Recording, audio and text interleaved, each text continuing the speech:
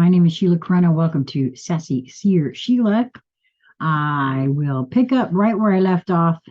We are doing Handbook for the New Paradigm, Volume 1. We are on session number 16, and the page is number 56 if you're following along in the book. And it begins. The time, I want to also say today is Tuesday, August the 15th, 2023. I don't know why, but I always like to date my videos. Okay, so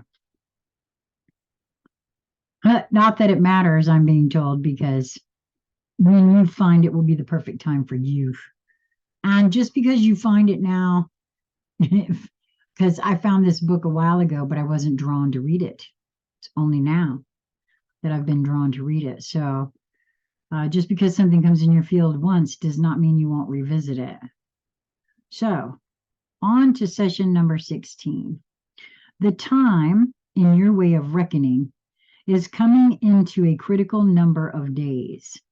We prefer to see it as sequential events, but since the knowledge of what these events might be is not available to you, time will have to be your way of being aware. We shall try to coordinate time/event correlation with regard to those events that are important for you to be aware of. At the moment, the contact between the parenting groups is the focus of the moment. As things progress, we shall give you such information as is appropriate. The methods of contact between the members must be in such a way that no clear pattern is apparent, and the language used must be very vague. Okay, so I don't know why, but I'm being shown how I know my guidance is. It's very vague, and it stretches me. So I don't know if that's what this is referring to. I have to decode it.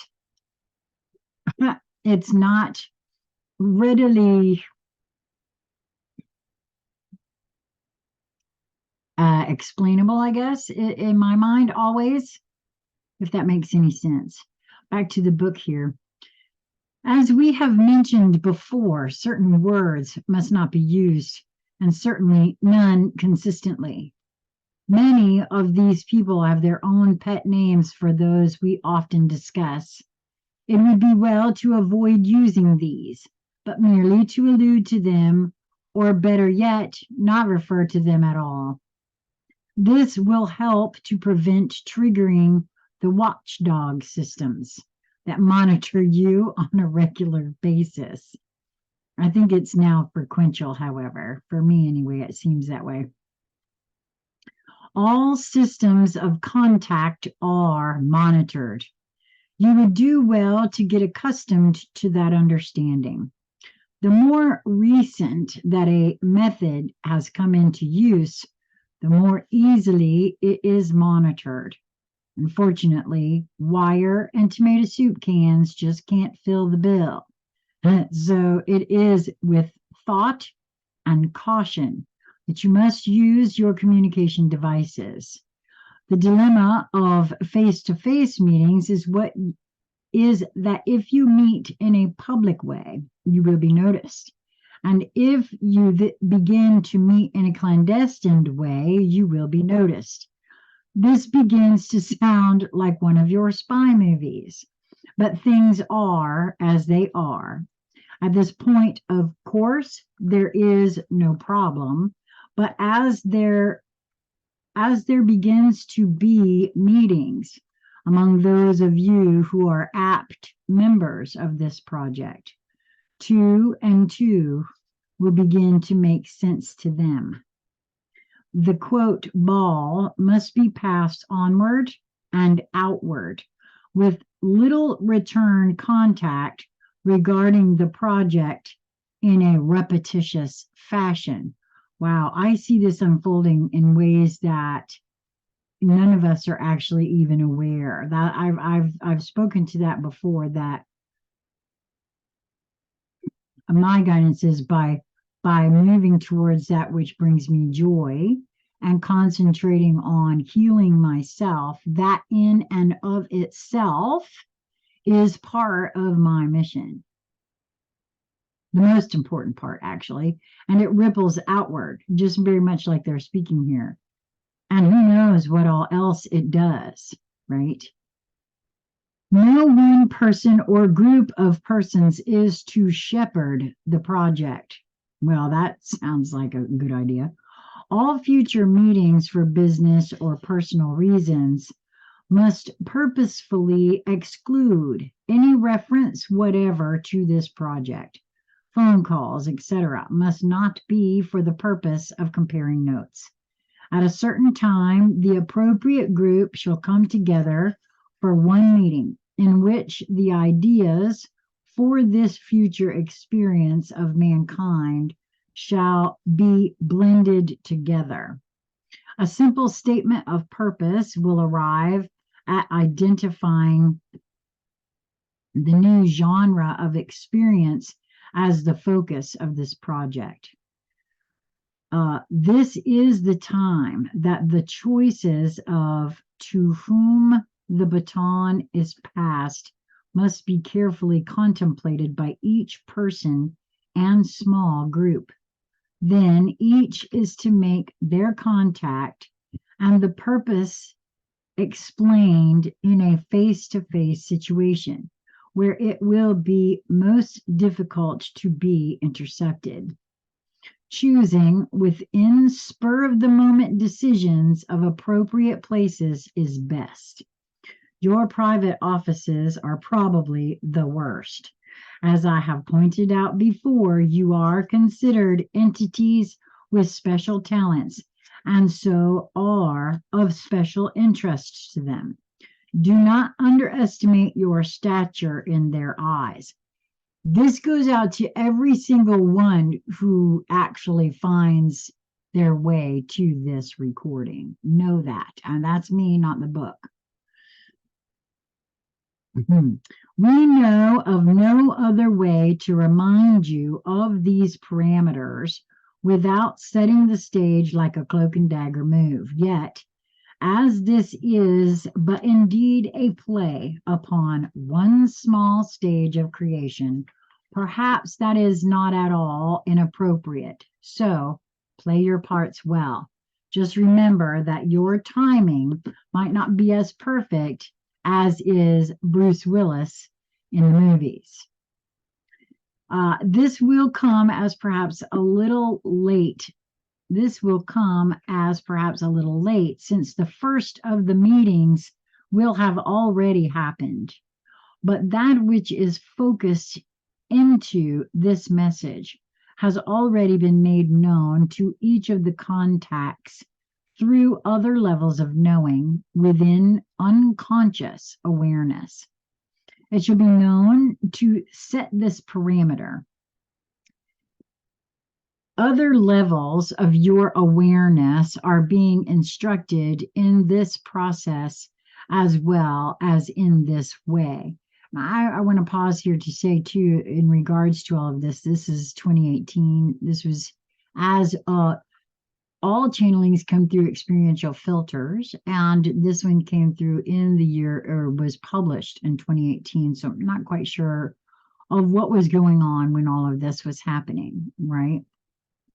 And I see this as already having been, in some ways, resolved or moved into a different direction, at least some of. For me, it's just a feeling. Back to the book. We are pushing you, but once the process has begun, it shall move more quickly than you imagine, for the pressure builds.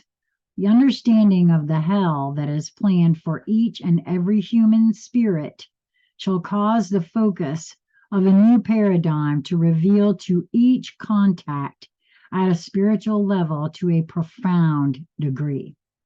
A desire to participate and to help with the solution to the primary dilemma will be like letting go of a long-held breath within the spirit of each An overwhelming gratefulness shall bring forth the action necessary, for it said, quote, God loves a grateful heart, end quote. This is true, and much can be accomplished through this emotion.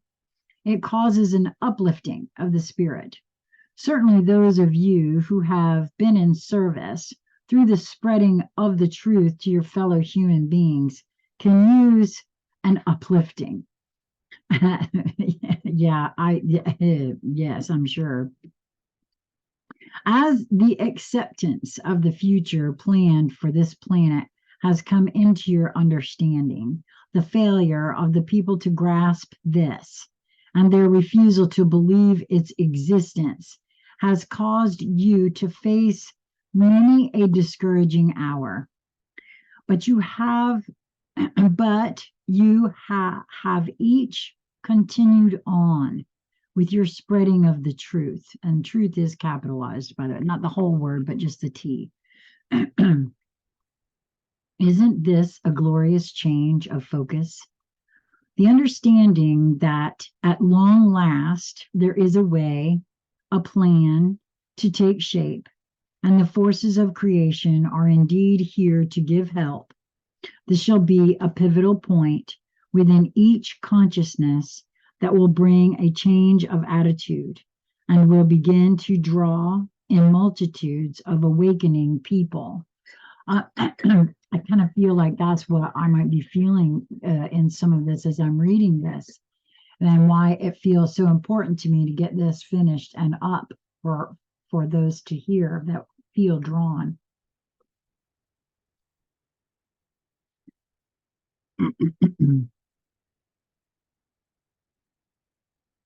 Creation, the understanding that at long last there is a way, a plan to take shape, and the forces of creation are indeed here to give help.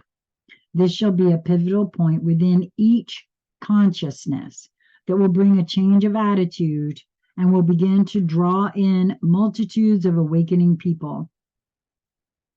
It is not that the message of the truth of what is present and surrounding them will be different at this stage, but there will be a certain underlying attitude that will be the first trip of a trigger to each listening awareness. It will begin to be discussed, and the message passes from one to another in a gathering momentum. No longer will it be limited to those who listen to the talk shows and lectures. Those who have read and informed themselves shall be asked to inform and explain. Faithful tellers of the awful tale, you are the avatars of this time. But in the new paradigm, victim/martyrdom has no place.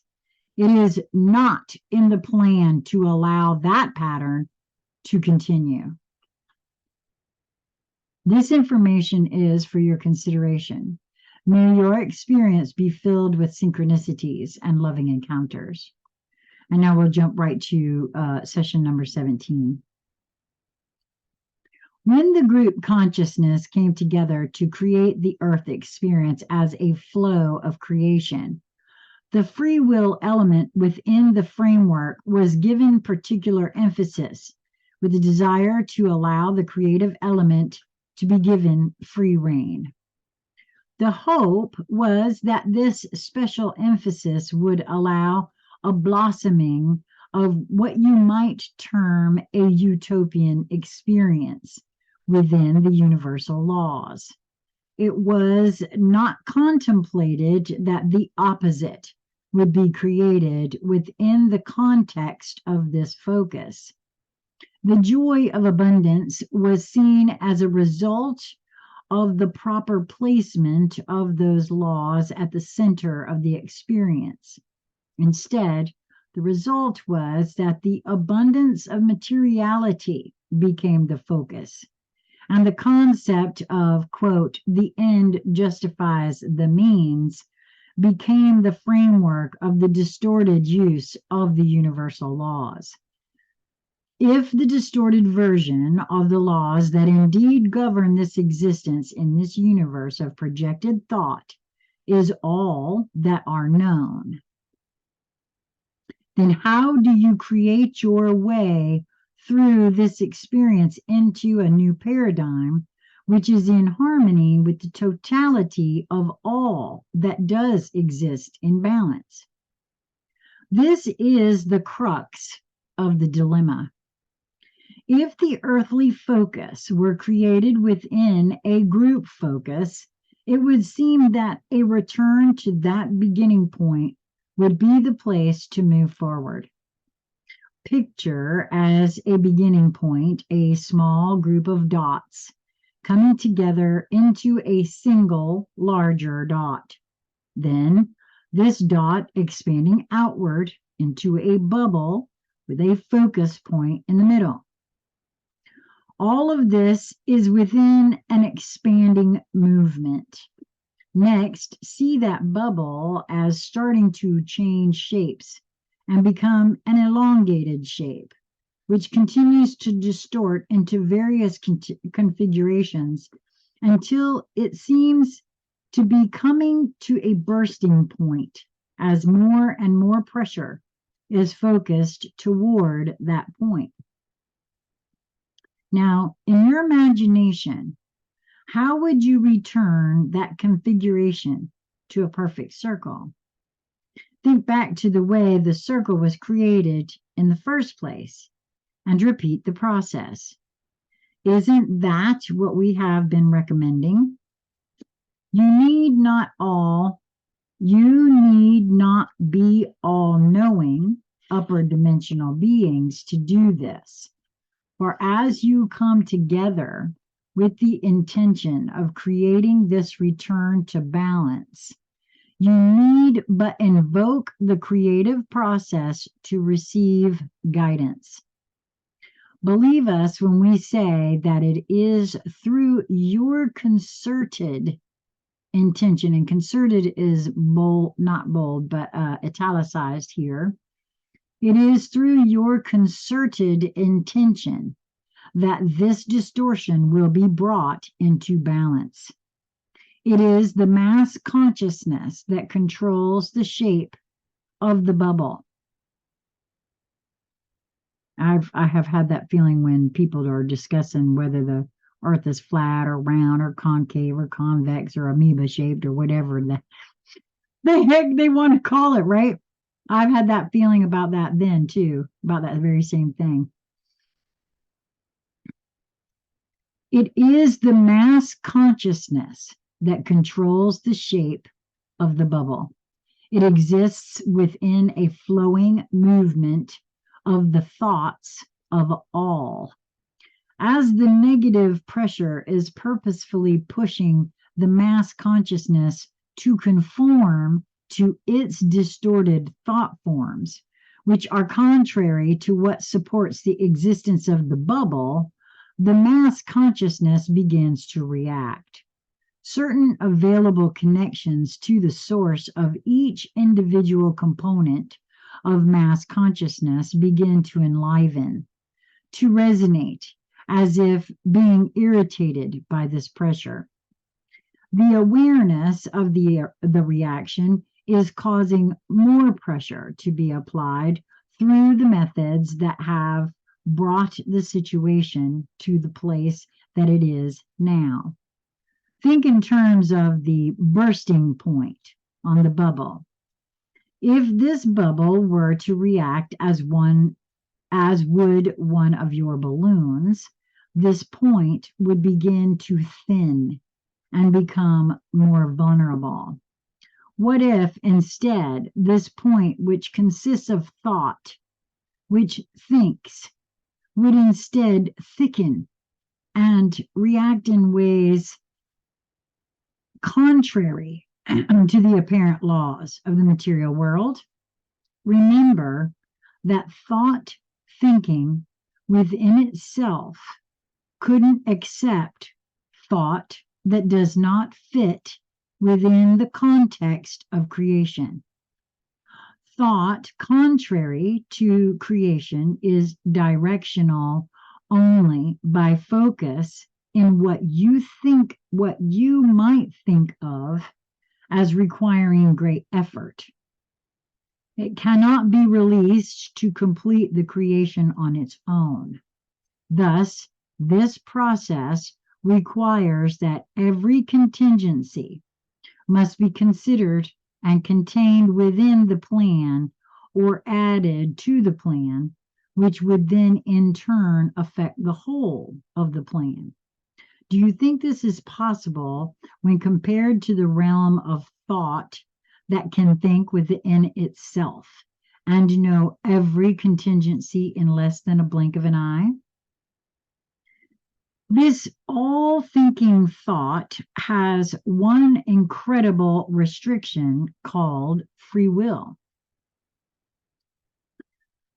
Called the free will, and that's in quotes, by the way, of the participants.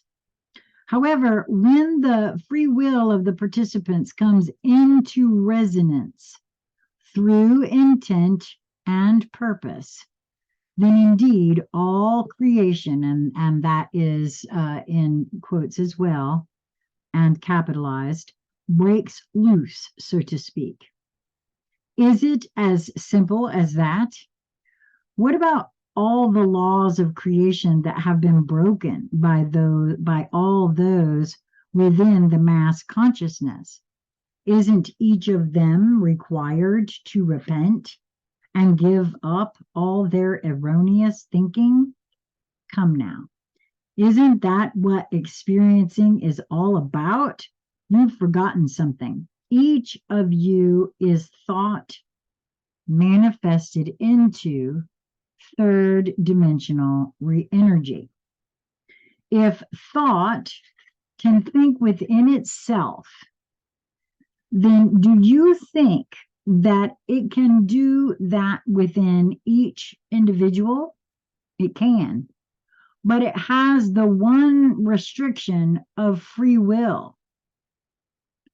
However, the desire to move through this experience and return this planet as a whole to its rightful place within the creation is a, quote, free will decision. When an internal boiling point is reached within each consciousness by the pressure being applied, don't you think that there shall be a call within each for help from their creator? There is a point when those who are under the spell of religions that require an intermediary to their God will bypass that belief and undertake a call within themselves that shall awaken the understanding of their true connection. When that reaches a critical level, then that shall join in the new point of focus being formed at the center of the real circle or bubble of existence, which within creation has always existed. It is a matter of identifying with the real bubble and not the one that is this play on the stage of the mass consciousness. If that is the case, then why the big deal? Because the play is reality for the mass consciousness, and in their free will, it is real. And the continued existence of these soul extensions is in danger of extreme damage, with reaction that cannot be explained in third dimensional terms. It is a matter of the realization by enough of these extensions that another reality is within their ability to identify and claim. Perhaps your greeting should be, welcome to the winning side. Let us identify and claim. And that's the end of session number 17. We will begin with number 18 on page 61 if you are following along in the book momentarily. And so until we meet again, I hope that you will move towards that which brings you joy in each moment that presents itself to you. I'm convinced thereby one finds their purpose. Till next time, my friends, be well.